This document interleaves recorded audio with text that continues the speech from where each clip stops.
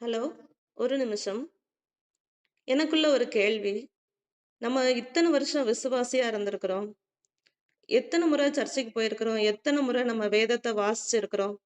எத்தன வார்த்தைய ஒரு நாளைக்கு நம்ம கேட்கிறோம் கர்த்தருடைய வார்த்தைய. கர்த்தருடைய வார்த்தை வந்து சகல பிரஸ்தாபத்தை பார்க்கிலும் உம்முடைய வார்த்தையை நீர் மகிமைப்படுத்தியிருக்கிறீர் அப்படின்று சங்கீதம் 138ல சொல்லப்பட்டிருக்கு. அவருடைய வார்த்தைய அவர் எவ்வளவு கனப்படுத்தி இருக்கிறார் அப்படின்ருக்கு. அதே மாதிரி ஏசப்பா வந்து அந்த தாளந்துகள் உவமையில சொல்லியிருக்கிறாங்க. 5 தாலந்து வாங்கினவன் மீண்டும் 5 தாலந்தை சம்பாதித்தான். 2 வாங்கினவன் கூடுதல் 2 சம்பாதிச்சிருக்கிறான். ஆனா 1 வாங்கினவன் அத புதைச்சு வச்சேன் அப்படின்னு சொல்றான். அப்போ புதைச்சு வைக்கிறது அவ்வளோ பெரிய குற்றம் அப்படின்றது நமக்கு புரியுது.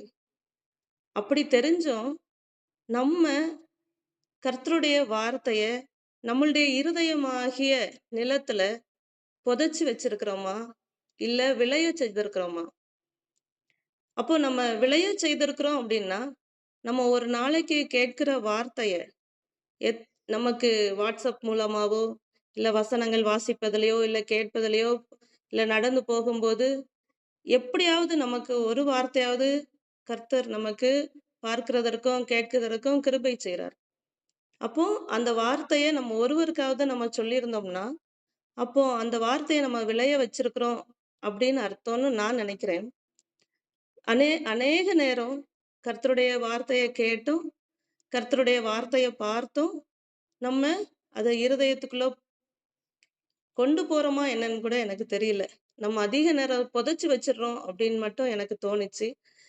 இதுல வந்து உங்களுக்கு ஏதாச்சும் கருத்துக்கள் இருக்குது அப்படின்னா, செய்திய கொஞ்சம் யோசிப்போம். இன்னும் கிறிஸ்துவுக்காக நம்ம விளையிறவங்களா இருப்போம்.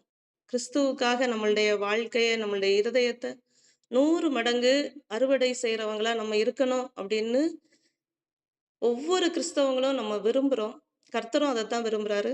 கர்த்தருடைய நாமம் மகிமைப்படுவதாக. ஆமென்.